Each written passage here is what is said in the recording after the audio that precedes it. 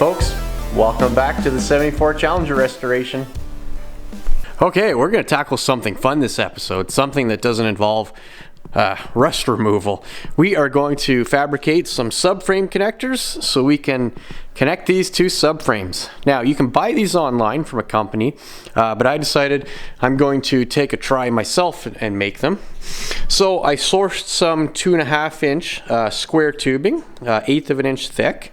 So my plan is to get these kind of notched up into place, and then the sections where it's not touching up against the floor pan, I'm just going to create some standoffs and then weld that to the floor pan. So let me just kind of unwrap this and get this thing on the tripod and kind of show you guys what I mean. So here's the idea with subframe connectors. You want to connect your rear frame rail up into this front cross member. Now some people will line it lower down near the torsion bars. I've seen some people line it up with the frame rail. I think I'll probably go closer to the torsion bars since it's a nice straight line. Makes my life a little bit easier. But what we have to do is get this to join all the way back to here. So there's some interference with the floor pan right here. So we're going to have to notch out some sections here, and we're going to have to notch this section down here to kind of match this floor pan area. I have it tacked up onto the back frame rail. We have it tacked on the front.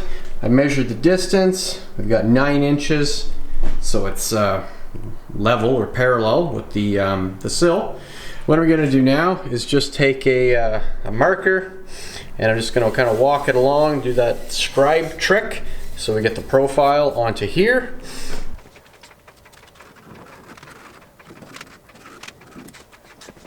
Alright, I've got a template made. It's pretty much dialed in. It's pretty close. Needs a bit of work up in this area. This bar is going to get pressed because the floor pan's got a slight warp into it, so this will actually get pressed up in a little bit. I've already gone ahead and taken a notch to the floor pan so we can get rid of that hump. So I think what I'm going to do now is take this off. I'm going to go slap it onto the mill, and I'm going to do the bulk of the cutting, I think, on my milling machine, at least for the flat sections that are nice and easy, and then this will be done by hand with my grinder. Okay, let's give it a shot and see what happens. Okay, so I'm going to start by just taking off this top piece here. I'm not going to touch this one yet. I'm just going to open up the slot, and then I'm going to come down and take this this edge off, and I'll just start with that, and we'll just kind of work it down slowly until we get a good fitment.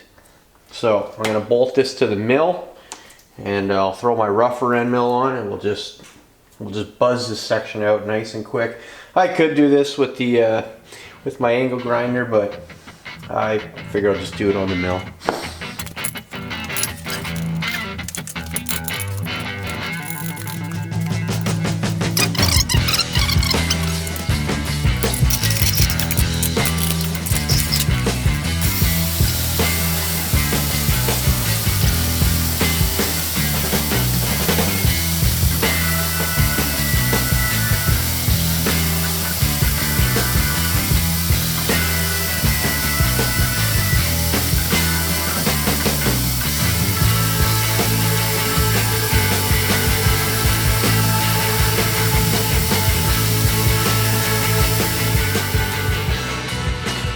Okay, just took this off the mill. I don't know if that really was quicker. Well, it definitely was not quicker than using the angle grinder, but anyway, it's nice to fire up the mill once in a while. Okay, so that's gonna fit into something like that. So it's not too bad.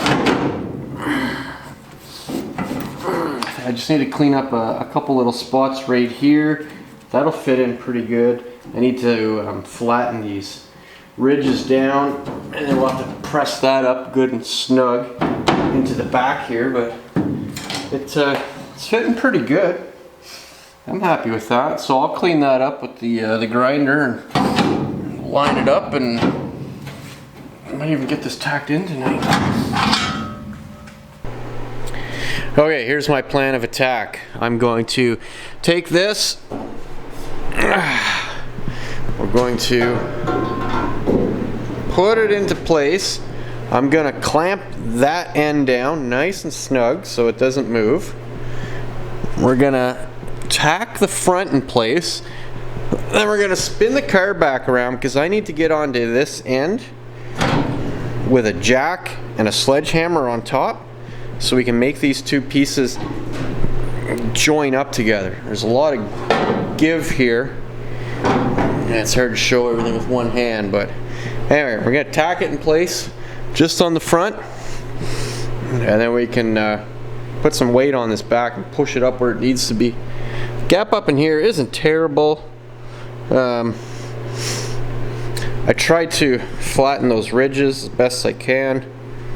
Didn't turn out the best, but anyway, that's the plan.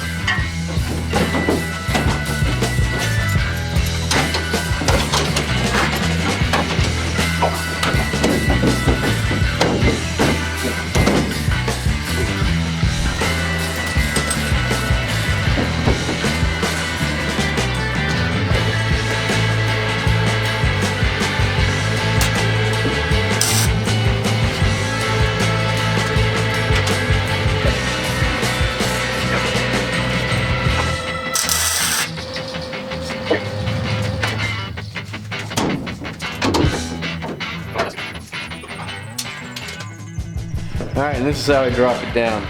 This thing ain't perfectly balanced, so I have to keep it up with straps here. Letting it down is interesting. Basically, some resistance on it, and just let this strap go. Alright, there we go. It's not too bad. Okay. Yeah. Try to get this thing pushed up here. I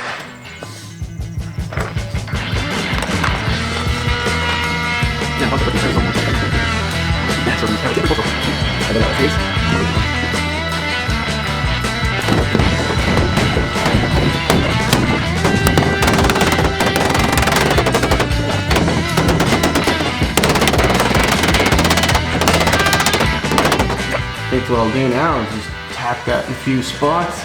There's going to be about an 1/8 of an inch gap here that we have to fill with weld. That's no problem. Back around here, that'll be nice and tight up against the back rail. Yeah, all in all, that turned out pretty nice.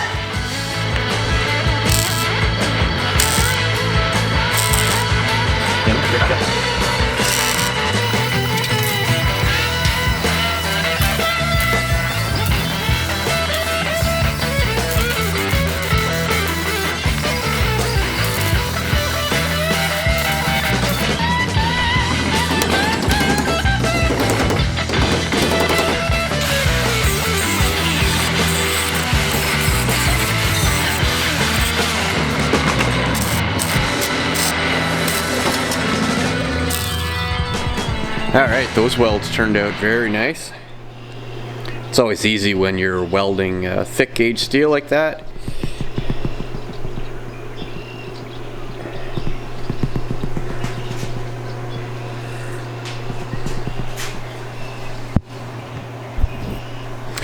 Okay, I'm going to flip the car around. We're going to weld the other side of those connectors, and then we'll start focusing our attention on the passenger side.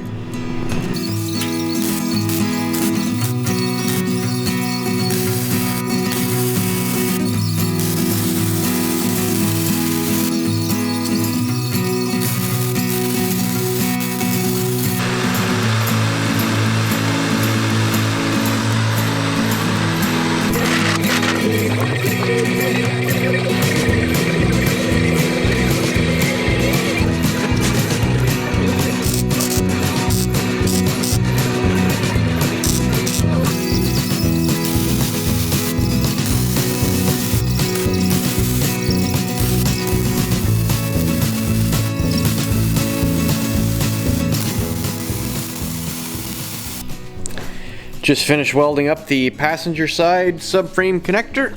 Again, welds turned out Really nice.